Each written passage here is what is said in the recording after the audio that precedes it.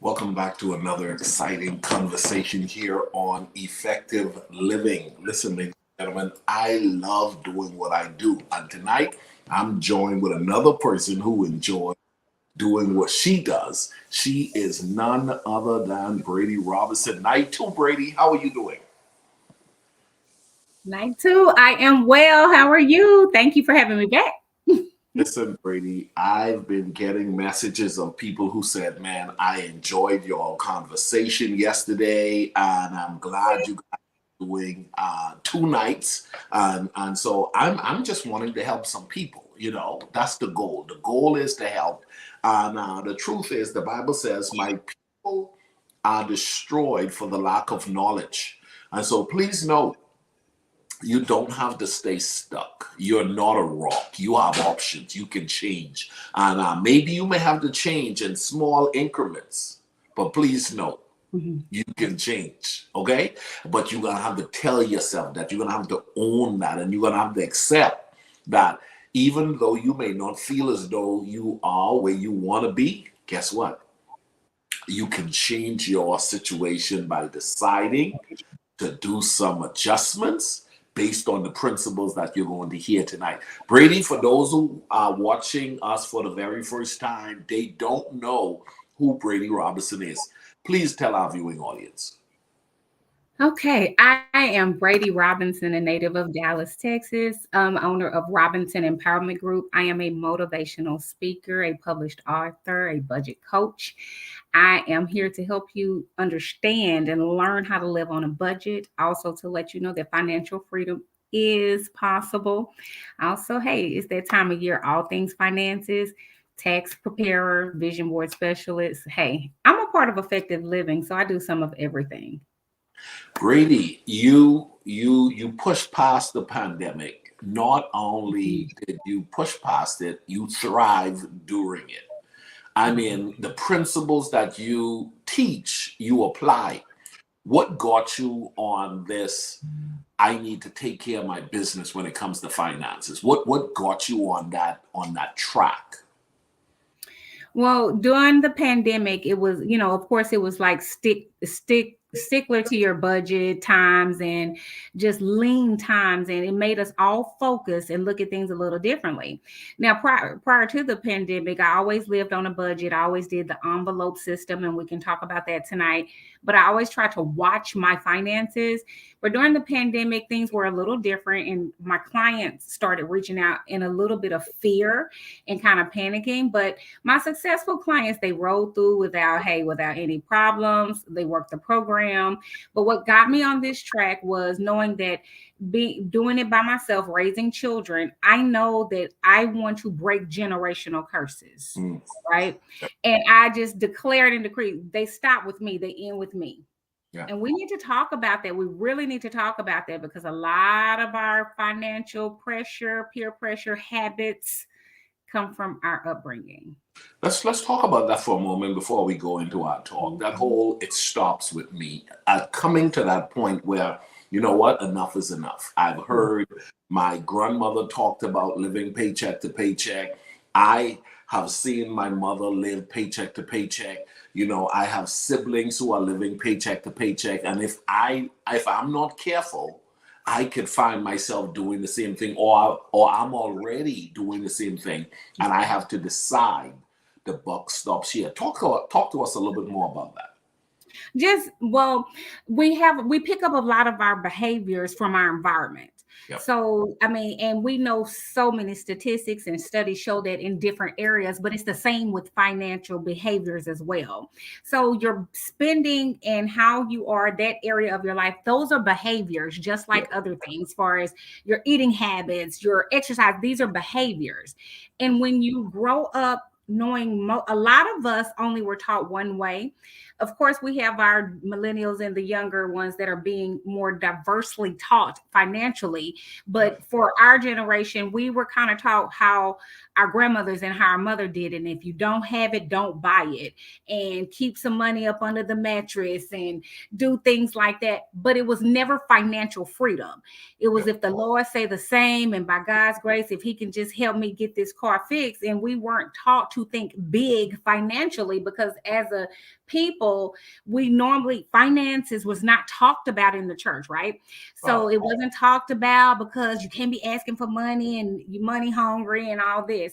So I think that we got skipped over when it came to being educated properly about our financials. Therefore, the generational curses continue. Yeah. Generational curses continue. Ladies and gentlemen, have you done the work to study your environment? What are the behaviors that are in your environment that you're a part of that is not healthy? That literally it should not have been brought to you, but you are now engaging in it. And unfortunately, Bradye, when we talk about environments, environment is a part of our culture oftentimes. And so, that's just us. That's just us. And we use those terms so loosely.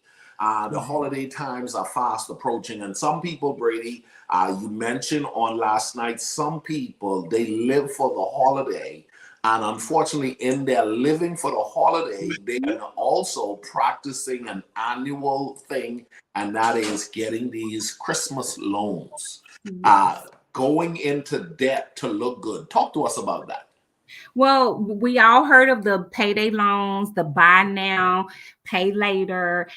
Hey, come sign up for a credit card. You get 10% off, 20% off, and it's already on sale. So it sounds like a good savings, a good deal. We have to beware. We have to go into the holidays with intention, with purpose, right? So we didn't go through this whole year for nothing. So we've worked on our mind, body, soul. We've done all these things, right? We've checked off our lesson. I ran my 5K and I've done this, but we always forget about our finances. That's the taboo topic. Nobody wants to talk about it, but everybody wants some money, right? So we're going into this time of year. We need to have this conversation because I have some points, but think back. How did your spending last year affect you? Think back, really think back, because I guarantee you most of us spent more than we were supposed to. Most of us spend more than we're supposed to. Ladies and gentlemen, we're going to dive into this talk because financial peer pressure is real. Bradye always tells us whenever she shows up, she says, hey, you're supposed to be living on a budget. Most of us know that. Very few of us are applying that principle. Here's the deal. Write this down for those of you that are taking notes. The principle will work if you work the principle. Yes. Let me say it again. The principle will work if you work the principle. The principle of budgeting does work, but you have to work the principle. Not only do you have to work the principle, you have to incorporate discipline and consistency. Two words that needs to become your friend when it comes to taking control of your finances. Okay? Discipline and consistency. Bradye, we have some points here we want to talk about. The whole concept of practice, practice we pick up from parents and upbringing. Study shows generational poverty lasts about 2 generations. Let's talk about that. Let's talk about it. And since we're going into the whole generational thing, we got to change our wording too, because when we talk about finances, it's already kind of uncomfortable. So when we say we have to have discipline, with my program, I say we're going to create healthy behaviors. Yeah. We're going to create healthy behaviors. We're going to replace old behaviors, right? Yeah. That's just like when you're trying to eat right. I'm going to replace the pizza with a salad. Yeah. I mean, I still get to have something. I just can't have that. So we talk about that, but I did do some research, and generational curses usually tend to last in our culture 2 to 3 generations. And it's crazy because what I found, it lasts 2 to 3 generations. It stops and then it'll resonate. Wow. And let me tell you why. Because we're having the dynamics of the family. Okay, so now where it stopped, maybe grandma has to get the great grandchild. Things change, right? just God forbid, maybe my children have to go live with my sister or something like that. So what we're finding, that they're coming back around, but I declare and decree we can stop those. We have the power to do that. So Yeah. we have to first recognize, what are they? Do you even know you're continuing on the generational curse? Do Wow. you think Wow. what you're doing is okay? Did you watch your grandmother all your life pay the bills on the third? So we just pay it on the third. Well, for her, that's when she got her check. Yeah. So why are we doing it? We have to identify the habits that you're using for your financial tool and see, is that getting you closer to your financial goal? And generational curses usually don't. It keep you right where the family has been, right? And that's a Yeah. comfort zone. That's all we know. But we're better than that. It is all we know. It is what we've become accustomed to. It is what grandma did, what mama did, what the neighbors are doing, and it appears to be okay. Yeah. It appears to be okay. Brady, there are some people who would say others are lucky. Bradye Robinson is lucky. What do you have to say to those who say Brady is lucky? I'm blessed. I'm Come on. blessed. I'm grateful that I have the drive and the desire, and also the education for far as just learning about stewardship. Now, mind you, here's the thing: I was horrible in math with school, but I can count my money and I can count yours too. So I'm good with that. But I would just always would say I'm blessed. It's intentional for me because I know that I've learned money goes as fast as it comes, right? But it's like the hamster wheel. When it's going as fast as it comes, you really never get ahead. And while we're talking about the generational curses, I did I love research, I love statistics, but we're going to talk about this middle class, right? Which makes Yeah. up 50% of the United States population as of 2021. The middle class. That's Yeah. me. That's most of us watching. Maybe not everyone, but Yeah. the middle class, right? And we all know the middle class. The government not really built for the middle class, right? Either you make too much for this or you don't make enough for that. So we need to talk about that, but that's continuing the generational curses. We may have rose a little above than our parents, and our parents had it hard and they struggled, they were poor. I know those are stories I heard, but where I am now, it's just a step up from handing my children the same story. Mm. Brady, there are a lot of people who have never taken the time to even look and see where they fall on the chart. Are Yeah. they for are they falling into you're not in the middle class, you're in the lower class, you're in the poverty realm. And Yeah. what is poverty realm, and what is poverty standards in Mhm. your country, in your state, in your city, in your island? For a long time I didn't know what poverty was. I was talking to Mhm. Nas, him and I had a great conversation the other Yeah. day. And one of the things we both recall, looking back as children, there were things we didn't have that we didn't know we needed, and it was just normal to not have and to live at that particular level, not realizing even then there was better, but we just didn't know better.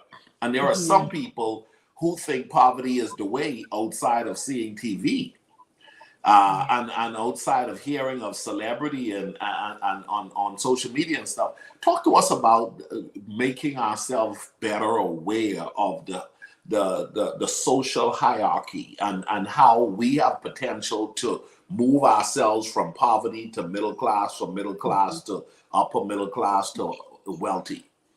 Absolutely. And something you said, a lot of us don't even know that we are poverty stricken or will continue with generational curses because we don't know it's a Oh, generational curse. It's just the way it's been. We talked about that yesterday. That's just how we do it. That's just yep, how it's been done. yep, We've always bought ours from Massey Cadillac. My grandmother bought her car from there. My mom, I'm going there, not even thinking, hey, maybe it's a better deal somewhere else. I'm just giving a name. A lot of us, we think it's okay. And think about this: in your community, you're not bound, right? Because you're yep, doing what everyone else is doing. yep, However, when you know better, you do better. When you start to explore and look at yourself and set your goals and standards higher, because we are, like I said, we got all these goals. Everybody's bettering themselves. Finances need to be talked about more because 80% of the things on your list cost you. Yeah. Wow. Right? Mm-hmm. That bucket list, that vision board, it costs you. So finances are important, but you just have to learn how to be a good steward of it. Use the money. Don't let the money use you, right? And I mean, hey, this is YouTube, so and Facebook. So we used to say, don't get pimped by your paycheck. I mean, you can't tell me what to do. I have to tell it what to do before I get it. If not, hey, I got some money here. I am. Let's spend it. The question is, how do we establish boundaries with family when that's just the way it's been? How do we establish now boundaries? Talk to us about that. Let's talk about that. I do have some notes on that. When you hear that, that's just how it's been, or you find yourself continuing on these behaviors and practices, stop. Right? Because remember, last night we talked about writing a budget. We talked about this, but you have to look at what do you want for yourself in the future for your children. Okay, so is it normal that dad got a degree, but he did it with student loans? I got a degree, I did it with student loans. You're gonna go to school, you're just gonna have to go to the financial aid. At what point do we change the dynamics of our own household and our generation? For me, I just looked at all the things that my practices I had financially, and a lot of them were great. A lot of them not so great. Before my father passed away, he didn't believe in credit cards, right? So my mother becomes a widow. She's raising me, and she didn't even know anything about credit cards, anything. All it took was one. Wow. So then I grew up hearing from my father, don't ever use credit. If you don't have the money, you don't need to pay cash for everything, to him passing away. So I no longer have that male covering, that leadership. I'm under my mother. And I was raised with keep a credit card for a rainy day. Totally opposite of what I had heard, right? Yeah. Keep a credit card for a rainy day. So I had to come into terms with myself and say, how am I disciplined enough to have a credit card for emergency purpose? A lot of us are not. Wow. Yeah. So that, to me, that's how the generational curses go on. My mother, new to credit, it was like starting something new, which she thought was a benefit, but really can be a curse in the end, in the long run. So we don't even know we're continuing on the things that have been passed down to us. But if you look at your financial state and you're not where you want to be, which most of us are not, it's some things we need to replace and some things we need to change. Wow. Talk about that. Replace and change. Ladies and gentlemen, if you're listening to us, we're dealing with financial coach Bradye Robinson. Replace, change. Oftentimes, someone who is really in a bad place need to both replace and change. But sometimes you could just replace, or sometimes you just need to change. Talk to us a little bit more about that. Yes, it's a fluid motion. I mean, we replace and we change, right? So the best example for me, I remember when I became a mother and I was disciplining my daughter, and my mother was saying she had something she wasn't supposed to have. And I was like, no, give me that. My mom said, if you're going to take something from her, give her something good that she can have, because she's a child. All she sees is no, you took it from me, even though it may have been dangerous to her. And that stuck with me. So replace, and you have to switch it out. So in that you get a better feedback that way. That's like you. I come to you, Ricardo, you have my pen. Give me my pen. And I take my pen back. Here, that's my pen. I'm sorry, that's my pen. Here's one you can have. Yep. It's quid pro quo. We move fluidly. Let's move and sync. Let's tango here. And you get things done better that way. It's just creating the flow for your financial realm or for your household. So like I said, take the practices that you were handed down, because obviously you made it. Right? So your parents may not have had the best ones. We have to take into consideration too, information was not as easily available. So we know information is at the fingertips. So we all generations need to shift and turn around right now. I declare and decree for everybody, because it's too much information out there. It's too many ways to make money. We dominate it. You can work and have 2 or 3 side hustles. I mean, it is ways to overcome. Yeah. There are ways to overcome. Tonight, we're talking about financial peer pressure. Tonight, we're talking about the importance for you to think about money and not allow it to be a taboo subject in your home. You should not be afraid to talk about it with your children. Listen, You should not be afraid to go ahead and look at your bank account.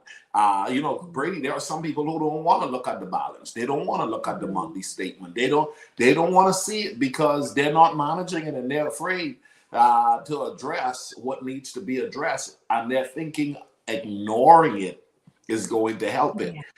Just like a terminal sickness in your body, when something's happening in your body, ignoring it is not going to help you. Well, the same thing when it comes to your money. Ignoring, paying attention to your nickels, pennies, and dimes, your dollars, your paycheck, your bills, all of it needs to be looked at. I have a question here, Brady. Okay. Think about you have this question that we want people to do. How do you feel about the holidays and the last year holiday and looking at the last season where you found yourself financially restricted? Now, did you overspend last year? Did you overspend last holiday? Brady, it's very interesting. It's very interesting. Most people don't pay attention to their habits to the degree to realize around the same time they did the same thing. Yes. Around the same time last year, the year before, because you know what? We're creatures of habit, ladies and gentlemen. We're creatures of habit. And so you mentioned it in the term of behavior. Have you taken the time to look at your yearly behavior? What do you do around this same time? What's your view there? What my view there, first of all, first things first, my question, how is this working for you year after year? So I encourage those to reach out, get a coach, get an accountability coach. Here, you said it exactly right. It continues every year. If you're not the person to buy Christmas gifts all year long, you probably didn't do it this year. If you're the person that I haven't done any shopping, and you do it the week or two before, you're probably going to do that here. But at what point are you going to stop doing that? Because after the holidays, then we on this, I'm going to end my year strong. I'm going to start my year. 2023 is my year. It still can be your year right now. We're still in 2022. 2023 is not promised to us. We should have it's November. The fiscal year has started. Actually, your first quarter goals for 2023 should be on paper and down. And submitted, but I understand that. I know everybody is not living by that much intentionality. But when you think back to last year's spending, how did that go for you? And here's the thing: if it went well for you, great. But what can you do this year to change? Because every year, what we learn in effective living, you should always be going up. Always be going up. So last year, if it was great, it was wonderful, you didn't overspend. Wonderful. What can you do this year to make it better? We talked about yesterday creating memories. A whole vibe, have a sip and see at your house, or have a dinner or a kickback, or just, hey, come by and let's have coffee and talk, or create an experience, do something different, create memories. The thing about it is, we all know that we're in this inflation, and we think that because gas went down that it's over. It's not. Talk to me. Reach out to me. I have some information for you, because things are about to turn around. So we really need to be mindful. Christmas is one day. I know we've been in a pandemic. I know. And we just want to do all this stuff, but life does go on. And if we have not prepared for this end of the year, this can be detrimental for us. Ladies and gentlemen, you don't want to find yourself going in cycles of frustration. Okay? From one crisis to the next crisis. At some point in your life, you've got to declare, I am not going to continue living like this.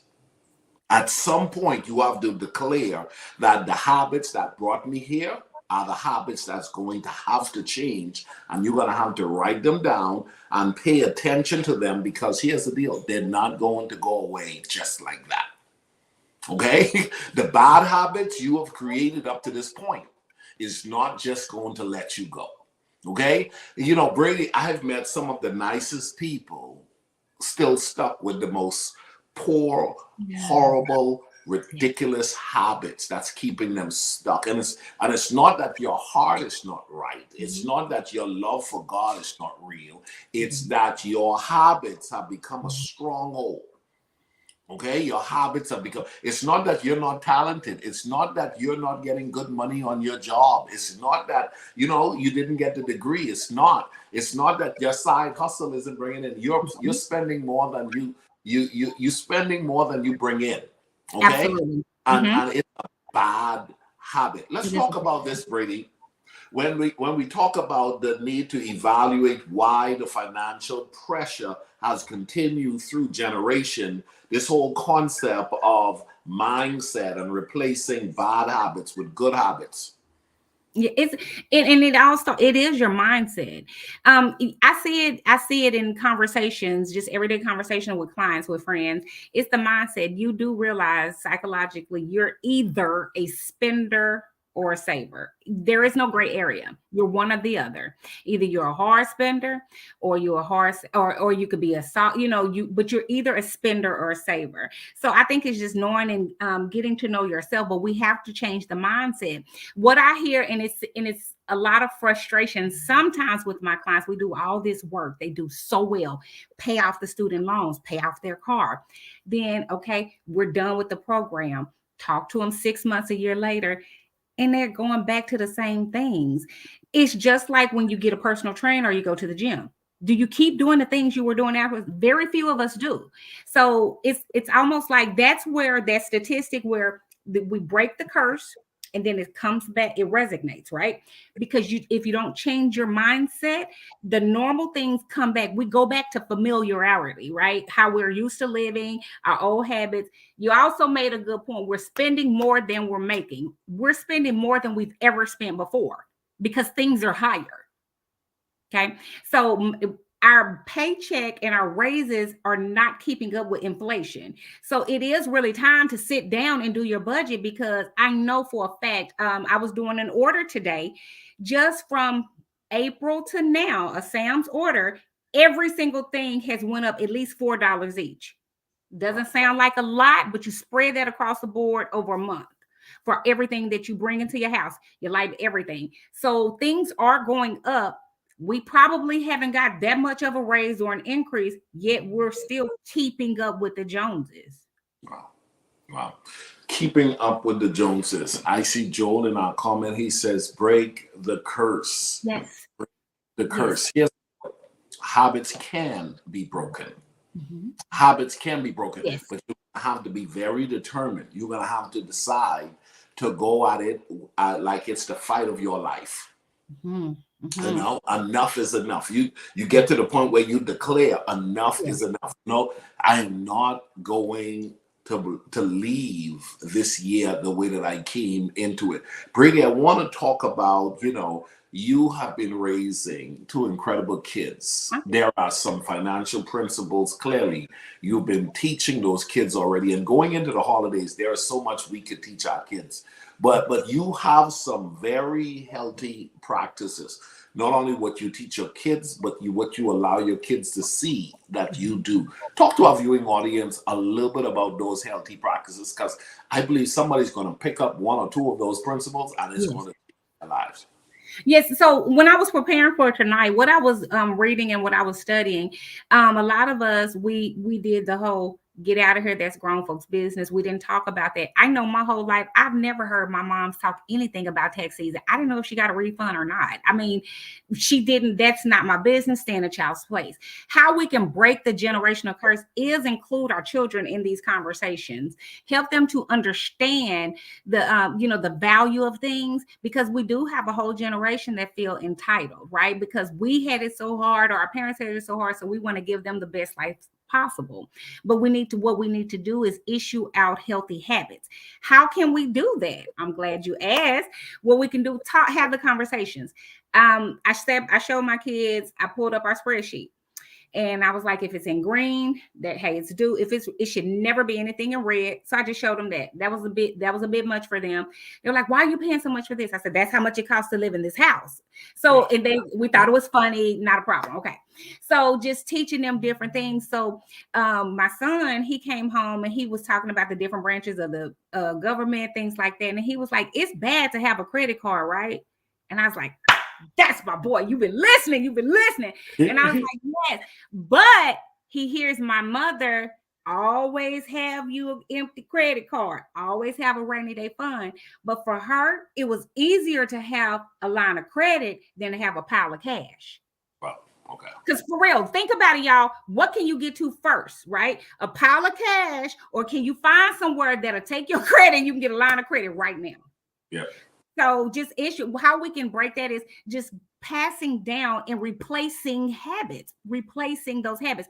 Before, when I would say yes to everything, and we want to do this, and let's go to Browns, let's go to McDonald's, I would say yes because we had it, but I had to learn how. Let's replace that habit. So I had to explain to them, if we go out to Brahms through the week, we like to kick it on Saturdays. We can't do it. We cannot do it twice a week. So I make them choose. Would you rather get something now or have the whole experience on the weekend? They choose. Chance was like, I'm gonna eat a sandwich. So it's working. It's setting in. Replace the habits. Think about it before you just hand the allowance out to your child. Did they earn it, or are you just giving it to them because that's what you got? You got an allowance, or you got money for every A, every B. But are you teaching the value of money? Are you making them tithe off that money? Okay. Are you making them give? We have to teach them how to respect money, right? Because we don't want it handling us. We're handling it. So I think we can just change the dynamic of our generation by replacing the habits, letting them see, like you said, they come with me. When I swipe my debit card, my son, I had to tell them, this is not a credit card. But it looked like a credit. It's not a credit card because they're like, you said we don't do credit cards. So that's a teachable moment. Difference between a debit card and a credit card. It's so amazing that opportunities often present themselves to us, but some people dismiss them. Like you mentioned just now, teachable moments. You want to break the back of poverty. You got to ask yourself, am I embracing teachable moments? In teachable moments, to teach myself what I should have caught a long time ago, but I haven't, or I didn't, or on teachable moments for your children. Teachable moments for your children. You know, I was at a restaurant, and it is as simple as this. I was at a restaurant, and the guy says double meat. When he typed in, he said, double meat. I said, double meat where? I didn't request a double meat. He said, and the guy had already swiped the card and already charged me double meat. Well, my apologies for that. No, see, you got to pay attention. You got to pay attention. Well, somebody said, well, it's only $2 extra they charge. $2 extra over time adds up. It does. It does. $2 over time adds up. You got to pay attention. You got to pay attention, and don't let it go. Don't let it go. When you identify wrong, correct the wrong, so that your future can reflect that you've corrected enough wrong to have a great future. And don't just justify the wrong. Don't justify the wrong, because that's what I hear from my clients. Yeah, but I worked hard and I deserve it. And I've done this. We so deserving of stuff. You ain't did nothing. I mean, we think we deserve everything. Okay. I mean, we just celebrated 2 months ago. I'm seeing that so much, the entitlement. And I get it that we're tired, we're beat down. It's been hard this year, and we do want to celebrate and enjoy. But think about, does it have to cost you? Half the people that want to have these wonderful experiences and have these great ideas, they really shouldn't even be doing it. Wow. You know, if you look at your money and your money is funny, what you need to do as well is look at your behaviors. Oh, I have one other thing too. Go ahead. You also need to look at your friends, because you do know, studies show you are the sum total of the 5 closest people to you, right? Yeah. So if you're hanging, think about this. I did this, and I said, who do I talk to the most? And when I thought about it, we all in the same income bracket. Yeah. I had to challenge myself to reach out to someone that was on a much higher level. And it was hard. It was awkward because I feel like I didn't have nothing to say to them. But I said, you know what? If I continue to stay in the coop here, I'm going to remain with this. But I have to go out. And that was hard. Challenge yourself. Who are you around? It's not just your family. It's your surroundings. It's your community. Yeah, that is so good, Bradye. You know, one of the things that I teach is that it's impossible to put your hands in a bucket of glue without some of that glue stick to you.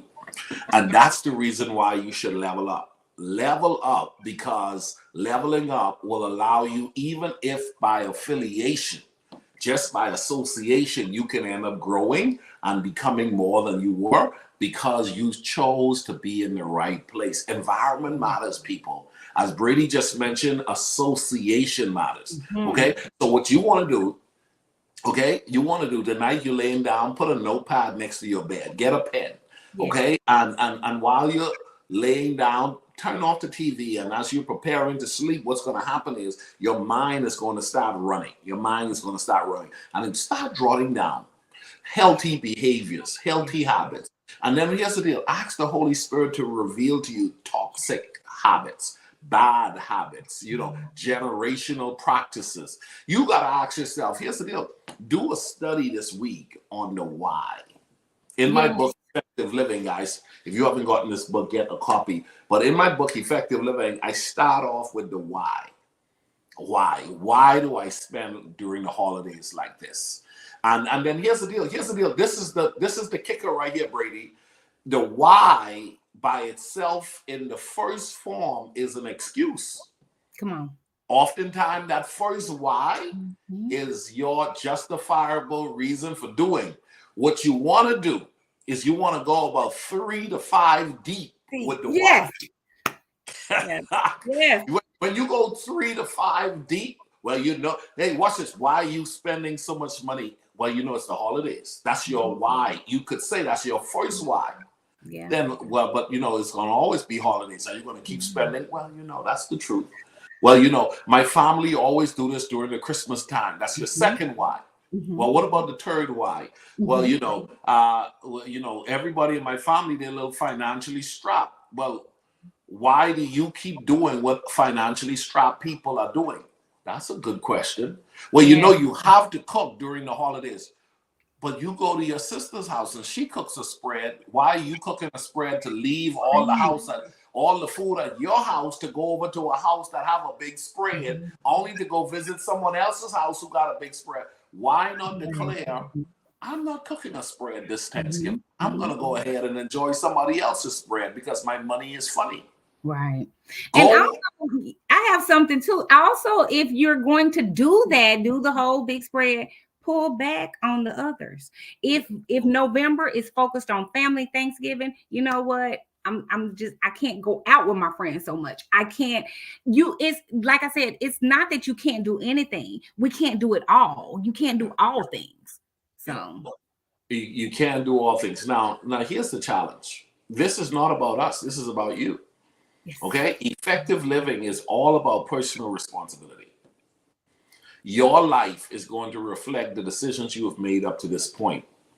Your life can be better based on your decision to evaluate and assess your current behavior and make adjustments accordingly.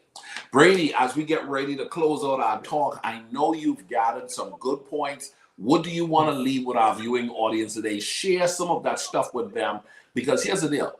The goal is to help people not allow the pressure of the time that we're in to keep them in a rut.